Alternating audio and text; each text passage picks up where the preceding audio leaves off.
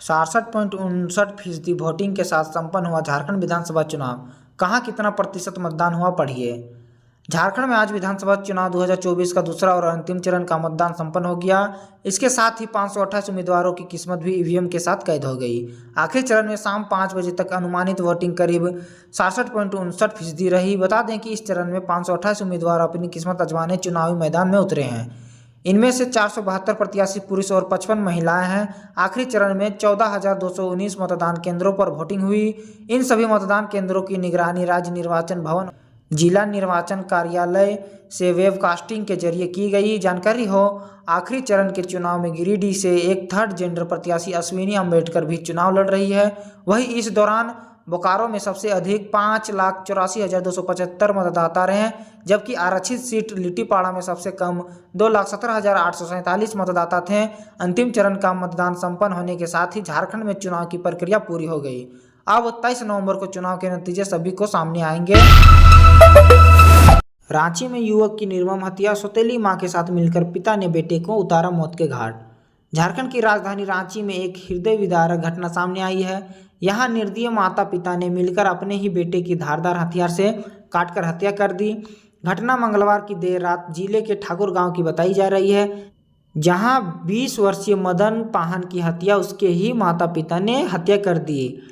वही वारदात को अंजाम देने के बाद से आरोपी पिता फुलेश्वर पाहन और उनकी पत्नी मृतक की सौतेली मां के साथ फरार है। घटना की जानकारी मिलने पर पहुंची पुलिस ने शव को कब्जे में लिया और पोस्टमार्टम के लिए भेज दिया। मिली जानकारी के अनुसार मृत मदन का मंगलवार को रात को अपने पिता और सौतेली मां के साथ काफ़ी झगड़ा हुआ था। इसके कारण देर रात तक घर में मारपीट होती रही। कुछ देर बाद मामला शांत हुआ, लेकिन आधी रात के समय पति पत्नी घर बंद कर कहीं चले गए। वहीं इसके बाद पता चला कि दोनों आरोपी मदन की हत्या कर फरार हो गए हैं। बुधवार को पुलिस को वारदात की जानकारी मिली। मौके पर पहुंची पुलिस ने शव को कब्जे में लेकर पोस्टमार्टम के लिए भेजा। इसके बाद पुलिस मामले की छानबीन में जुट गई। पुलिस वारदात में शामिल दोनों आरोपियों की तलाश में संभावित जगहों पर छापेमारी कर रही है। वोटिंग समाप्त होते ही चंपई सोरेन ने कहा, धन्यवाद झारखंड, इस बार परिवर्तन तय है। बीजेपी नेता चंपई सोरेन ने एक ट्वीट पर कहा है कि इस बार परिवर्तन तय है। उन्होंने आजमन को धन्यवाद कहा है। बता दें कि सोरेन ने ये ट्वीट राज्य में दूसरे चरण के मतदान के संपन्न होने के बाद किया है। सोरेन ने आगे कहा, झारखंड विधानसभा चुनाव के द्वितीय चरण में 38 सीटों के लिए वोट डाले गए हैं। इसमें बीजेपी के प्रति रुझान देखने को मिला है। कहा है कि बीजेपी सरकार झारखंड के विकास तथा यहाँ रहने वाले हर व्यक्तियों के लिए बेहतर जीवन स्तर का मार्ग प्रशस्त करेगी। कहा कि राज्य में अपनी पसंद की सरकार चुनने का मौका 5 वर्षों में एक बार ही आता है। लोगों ने इस बात को समझ लिया है।